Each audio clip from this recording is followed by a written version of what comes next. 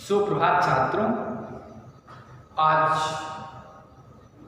एक नए वीडियो के साथ मैं आप लोगों के बीच में आया हुआ हूँ। इस वीडियो में हम लोग अशुद्धि संशोधनम के बारे में पढ़ेंगे। इसके पहले वाले वीडियो में हमने अशुद्धि के 3 प्रकारों के बारे में पढ़ा था। पहला जो वीडियो हमारा था वो कर्ता और क्रिया संबंधी अशुद्धियों के बारे में था। अब जो दूसरा वीडियो आज का है, इस वीडियो में हम लोग विशेषण और विशेष संबंधी अशुद्धियों के बारे में पढ़ेंगे कि वाक्यों में जो अशुद्धियां विशेषण और विशेष्य संबंधी होती हैं उसको हम कैसे सही करते हैं।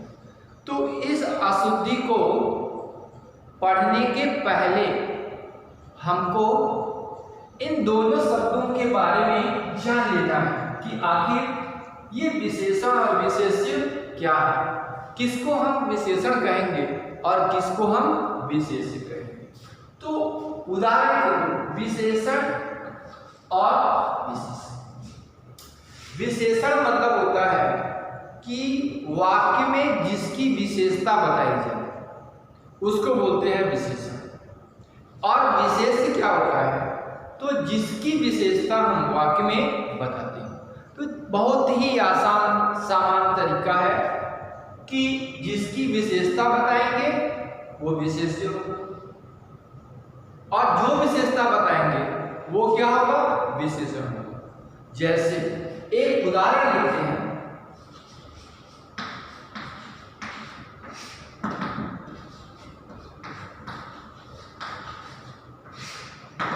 मूर्खा बालक, बहुत ही सामान्य सा एक वाक्य है ये, मूर्खा बालक। अब इसका अर्थ भी बहुत आसान है। मूर्खा मतलब मूर्ख होता है, बालक मतलब बालक होता है। तो अब यहां पर 2 शब्द हैं, मूर्खा है और बालक है। बालक मतलब लड़का होता है, मूर्खा मतलब मूर्ख लड़का। तो यहां मूर्खा क्या होगा, विशेषण।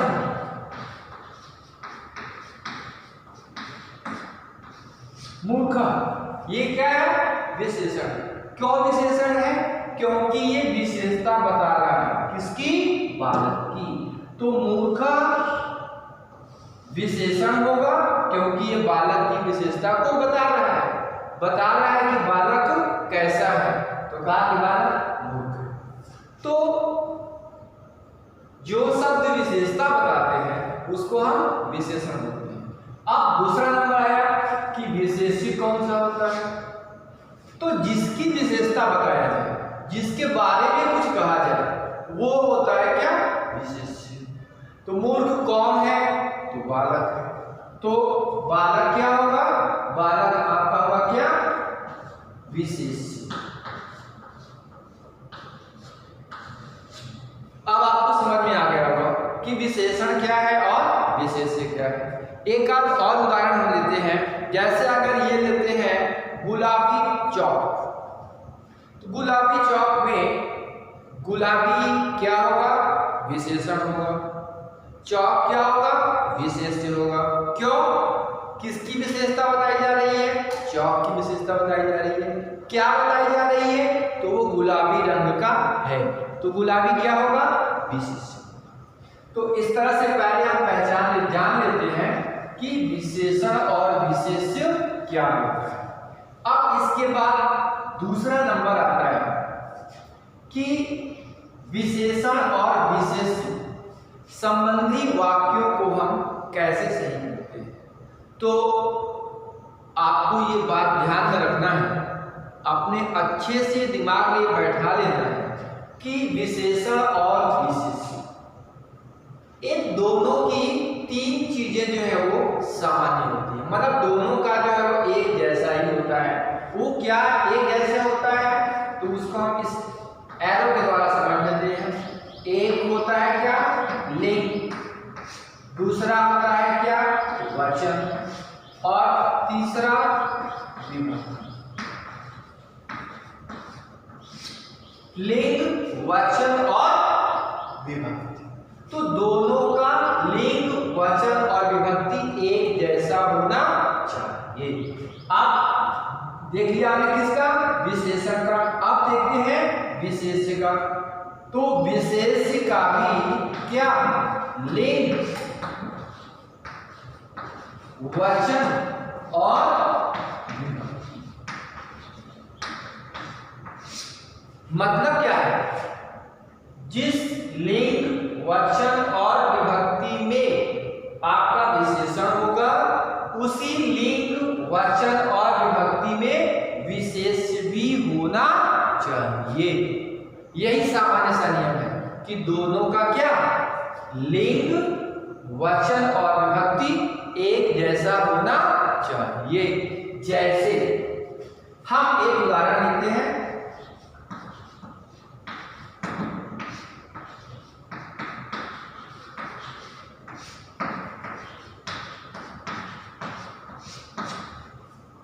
चतुरः बालकः पठति, इसका मतलब क्या हुआ, चालाक लड़का पढ़ता है। कौन पढ़ता है, लड़का पढ़ता है। कैसा लड़का पढ़ता है, चतुर लड़का पढ़ता है। तो कौन पढ़ता है, बालक। तो बालक क्या आपका होगा, विशेष्य होगा, क्योंकि किसी के बारे में यहां बताया जाएगा। और चतुर क्या होगा, ये होगा विशेषण, क्योंकि ये बालक के बारे में बता रहा है कि बालक कैसा है, चतुर है। अब यहां ध्यान देते हैं, ये वाक्य हमारा क्या है, करेक्ट है, सही है। क्यों, क्योंकि दोनों का लिंग, वचन और विभक्ति एक जैसा है। चतुर का काम देखते हैं, लिंग,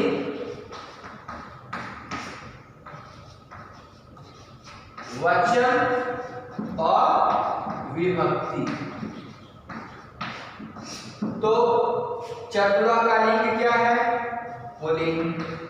वचन क्या है, एक वचन। विभक्ति क्या है, प्रथमा। तो जो हमारा विशेषण है वो पुल्लिंग में है, एक वचन में है और प्रथमा विभक्ति में है। अब बालका का देखते हैं, तो बालका भी पुल्लिंग में है, एक वचन में है और प्रथमा विभक्ति में है। तो इस तरह से हमारा ये वाक्य क्या है, सही है। अब आपके जो वाक्य आते हैं तो वहां पर या तो विशेषण गलत होता है या फिर विशेष्य गलत होता है। तो अगर विशेषण गलत होगा तो उसको सही करेंगे विशेष्य के लिंग, वचन और विभक्ति के अनुसार। और अगर विशेष्य गलत होगा तो उसको सही करेंगे किसके अनुसार, विशेषण के लिंग, वचन और विभक्ति के अनुसार हम उसको सही करते हैं। तो छात्रों, ये बातें आपको ध्यान रखनी है जब आपके सामने वाक्यों में विशेषण और विशेष्य संबंधी अशुद्धियां आए, तो आपको ये ध्यान रखना है कि दोनों शब्दों का लिंग, वचन और विभक्ति ये एक जैसा होना चाहिए। अब आपने पिछली कक्षाओं में पढ़ा है कि विशेषण कई प्रकार के होते हैं। कई तरह के विशेषण जो है वो वाक्यों में प्रयोग होते हैं। तो उसमें जो हमारा अशुद्धि संशोधन में आता है वो 3 तरह के विशेषण जो है वो सामने हमारे पे आते हैं। पहला होता है कौन सा, सार्वनामिक विशेषण। और दूसरा होता है संख्यावाचक विशेषण। और तीसरा विशेषण होता है कौन सा, गुणवाचक। अब पहला हमारा कौन सा है, सार्वनामिक विशेषण। सार्वनामिक का मतलब होता है कि सर्वनाम से संबंधित। तो हम सामान्य वाक्यों में भी सर्वनाम का प्रयोग करते हैं और वही सर्वनाम जो है वो विशेषण के रूप में भी प्रयोग किए जाते हैं। तो आपको अब ये समझना है कि कहां पर सर्वनाम का प्रयोग केवल सर्वनाम के रूप में हुआ है और कहां पर सर्वनाम विशेषण के रूप में प्रयोग हुआ है। तो हम दो वाक्य लिखते हैं, उससे हम समझ जाएंगे कि कहां पर सर्वनाम प्रयोग हुआ है और कहां पर सार्वनामिक विशेषण प्रयोग हुआ है।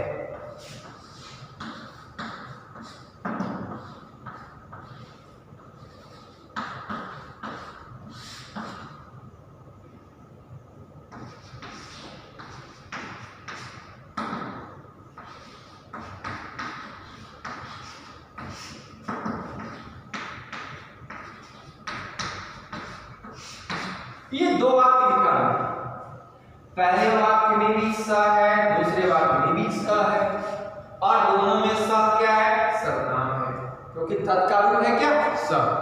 स क्या होगा? सर्वनाम होगा। अब इन दोनों वाक्यों में हमको ये समझना है कि कहां पर सर्वनाम जो है वो केवल सर्वनाम के रूप में प्रयोग हुआ है और कहां पर सर्वनाम जो है वो सार्वनामिक विशेषण के रूप में प्रयोग हुआ है। तो इसका बड़ा ही आसान, सामान्य और सरल तरीका है कि जहां पर केवल सर्वनाम प्रयोग हुआ हो, संज्ञा नहीं आया, मतलब संज्ञा के पहले अगर सर्वनाम आता है तो वो सार्वनामिक विशेषण होता है और जहां पर केवल सर्वनाम प्रयोग करते हैं तो वो सर्वनाम होता है। अब यहाँ पर जो स है वो केवल सर्वनाम है, इसके बाद क्या है? कोई भी संज्ञा शब्द प्रयोग नहीं हुआ है, तो ये क्या होगा? सर्वनाम होगा, कर्ता होगा। दूसरे वाक्य में अगर हम देखते हैं तो स बालक, यहाँ पर स क्या है? सर्वनाम है और बालक, इस स के बाद क्या प्रयोग हुआ है? संज्ञा बालक प्रयोग हुआ है। तो अभी हमने आपको बताया है कि संज्ञा के पहले अगर सर्वनाम प्रयोग होता है तो वो सार्वनामिक विशेषण होता है। तो आपको समझ में आ गया होगा कि सार्वनामिक विशेषण क्या होता है। तो जितने भी हमने सर्वनाम पढ़े हैं, अस्मद और युष्मद, इन दोनों को छोड़कर जो बाकी सर्वनाम हैं वो जो है वो सार्वनामिक विशेषण के रूप में हम प्रयोग करते हैं। जैसे तत्का हो गया, फिर किम हो गया, एतत् हो गया, एदम हो गया, ये सब क्या है? इन सब का प्रयोग सार्वनामिक विशेषण के रूप में प्रयोग किया जाता है। अब हम सार्वनामिक विशेषण संबंधी अशुद्धियों को पढ़ते हैं, इनके बारे में हम समझते हैं। तो जैसा कि पहले हमने आपको बताया है कि जब आप विशेषण विशेष से संबंधी अशुद्धियों को पढ़ेंगे, अपने वाक्यों का आप उदाहरण सही करेंगे, तो वहां पर आपको जो है वो लिंग, वचन और विभक्ति, इसका ध्यान रखना है। मतलब सर्वनामों को भी जो है वो लिंग, वचन और विभक्ति, इसके अनुसार आपको सही करना है। अब एक उदाहरण से समझते हैं इसको। जैसे आपका ये वाक्य लिखा है,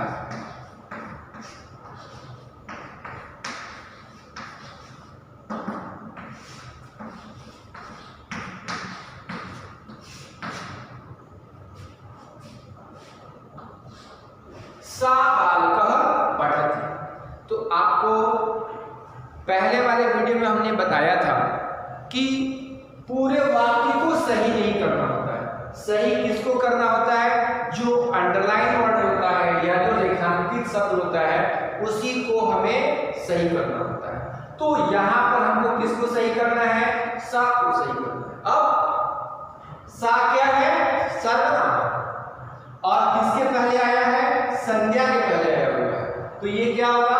सार्वनामिक विशेषण होगा। तो सा है विशेषण, ये गलत है, इसको सही किसके अनुसार करेंगे? बालक के अनुसार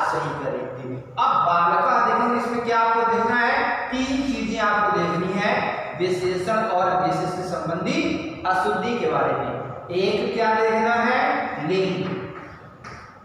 दूसरा क्या देखना है? वचन। और तीसरा क्या देखना है? विभक्ति। मतलब जो विशेष का लिंग वचन विभक्ति होगा वही विशेषण का भी लिंग वचन और विभक्ति होगा। अब देखते हैं तो बालकः हमारा है किस लिंग में? पुल्लिंग। वचन कौन सा है? एक वचन। विभक्ति कौन सी है? प्रथमा। अब यहाँ आपको देखना है कि सा भी पुल्लिंग में होगा, एक वचन में होगा और प्रथमा विभक्ति में होगा। तो सा का पुल्लिंग एक वचन प्रथमा बनता है क्या? स। तो अब यह आपका वाक्य सही होगा, सह बालकः पठति। तो इस तरह से सार्वनामिक विशेषण वाले वाक्यों को हम सही करते हैं। ये आपका वाक्य बना क्या? सह बालकः पठति। अब दूसरा उदाहरण देखते हैं।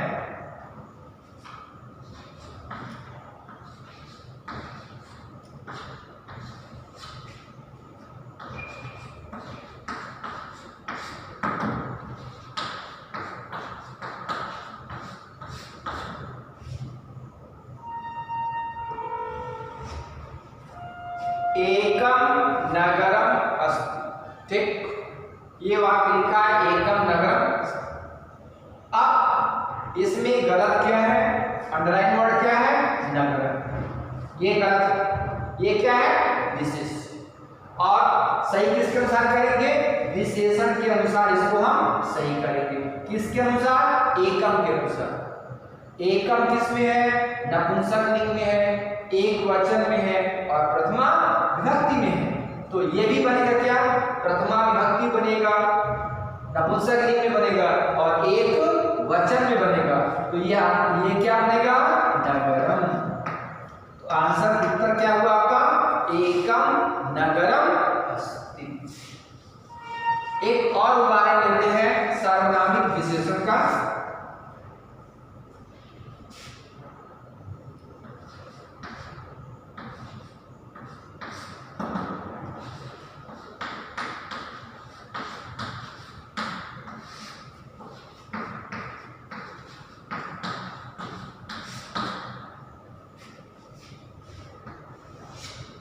एषा बालिका गच्छति।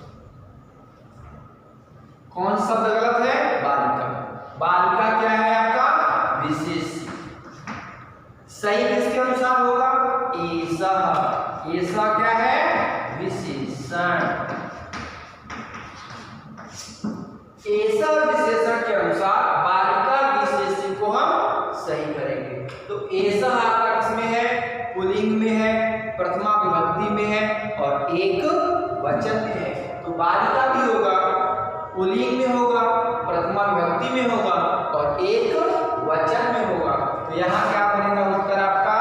बालकः। एषः बालकः गच्छति।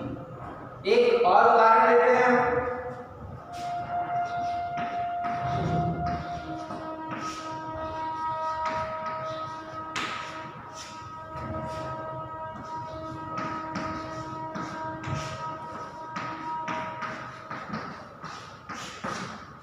एकम वृक्षे चटका अस्ति। यहां रेखांकित कौन सा है?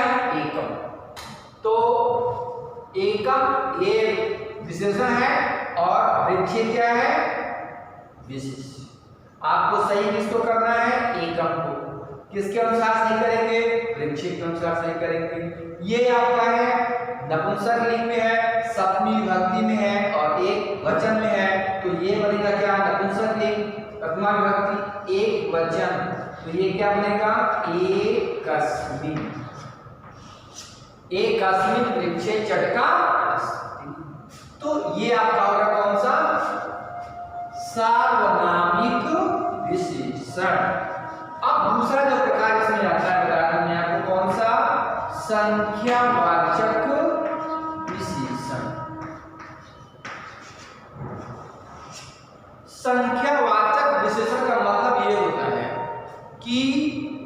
जो संख्याएं होती हैं उनको अगर हम संज्ञा के पहले प्रयोग करते हैं तो वो संख्यावाचक विशेषण कहलाते हैं। इसमें मुख्य रूप से 1 से 4 तक की जो संख्याएं होती हैं, आपने पढ़ा है पिछली कक्षाओं में 1, 2, 3 और 4, ये तीनों लिंगों में प्रयोग करते हैं। तो पुल्लिंग में ये बनता है संख्या, अगर हम लिखते हैं 1 का तो क्या बनता है, एका और एकम। फिर 2 का बनता है द्वौ और द्वे। फिर 3 का लिखते हैं त्रयः, तीसरा और त्रीणि। फिर 4 का लिखते हैं चत्वारः, चतस्रः और चत्वारि। तो आपको इन रूपों को ध्यान रखना है, पहले से आपने पढ़ा भी है। ये भी जो है वो संख्यावाचक के रूप में, इनको हम संख्यावाचक विशेषण के रूप में प्रयोग करते हैं। तो ये भी हमारे जो है वो विशेषण विशेष संबंधी अशुद्धि के बारे में आते हैं। ये जो है तो इनको भी हम जो है वो लिंग, वचन और विभक्ति के अनुसार प्रयोग करते हैं या सही करते हैं। आप देखते हैं उदाहरण के रूप में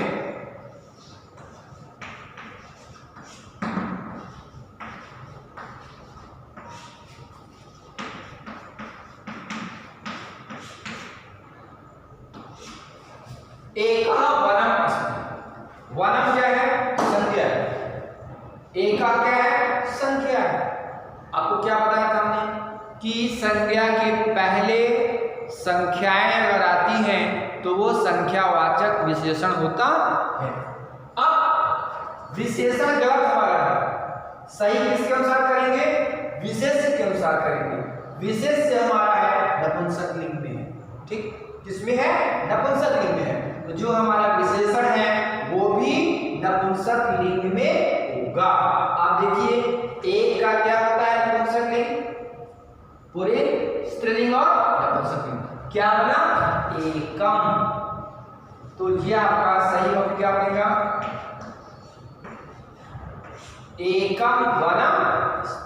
दूसरा वाक्य उदाहरण लिखते हैं,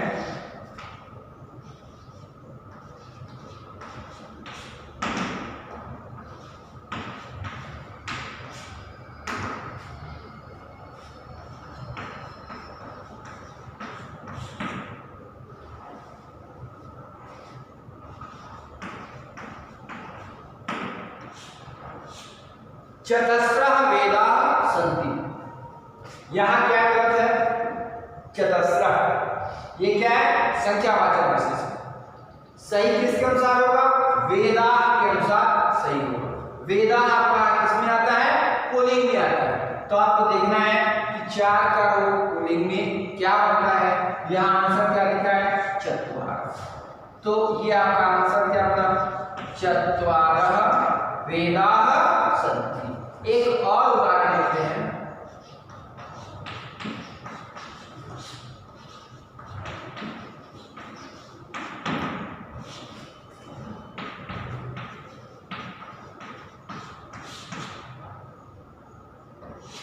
त्रीणि बालकाः गच्छन्ति। यहां क्या अर्थ है, त्रीणि, ये क्या है, विशेषण, और सही किसके अनुसार होगा, विशेष के अनुसार होगा। तो विशेष से हमारा है पुल्लिंग में है, प्रथमा में है और बहुवचन में। तो ये भी जो त्रीणि है वो भी किसमें बनेगा, पुल्लिंग में बनेगा। तो 3 का पुल्लिंग में रूप क्या बनता है, त्रयः। तो ये आपका आंसर क्या बनेगा, त्रयः बालकाः गच्छन्ति। तो मैं समझता हूं कि आपको ये संख्यावाचक विशेषण समझ में आ गया होगा। अब विशेषण विशेष संबंधी अशुद्धि के तीसरे प्रकार में हम जाते हैं, और वो होता है तीसरा वाला, गुणवाचक विशेषण।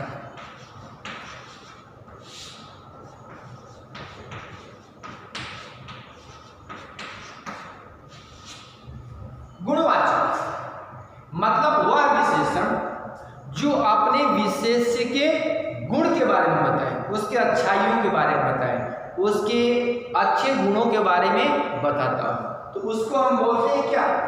गुणवाचक विशेषण। तो यहाँ भी जो है वो विशेष्य गलत होगा, तो सही किसके अनुसार होगा? विशेषण के अनुसार उसको हम सही करेंगे। जैसे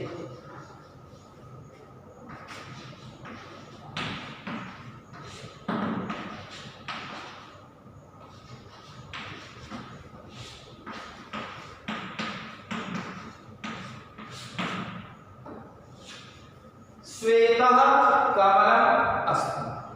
गलत कौन सा है? श्वेत। ये क्या है? विशेषण। और कमलम क्या है?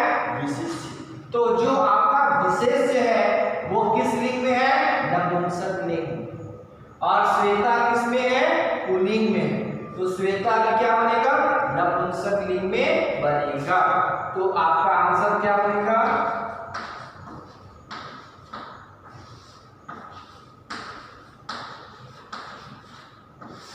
श्वेतम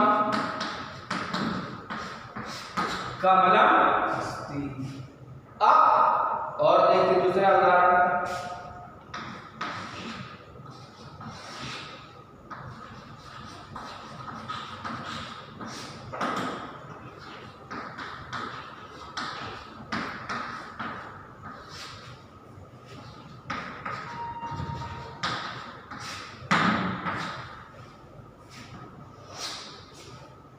मूर्खा बालकौ गच्छतः।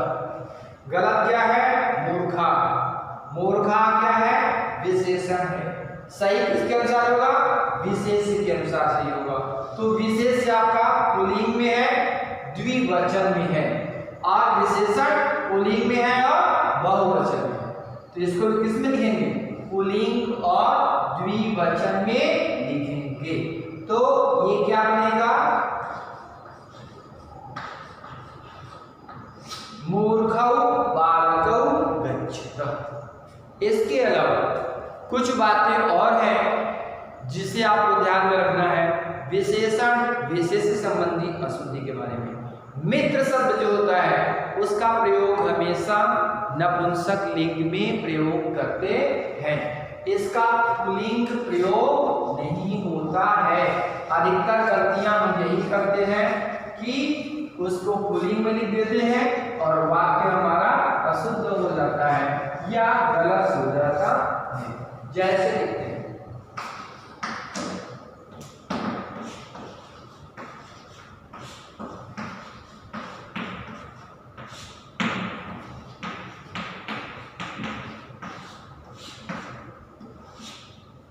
सह मम मित्रः अस्ति।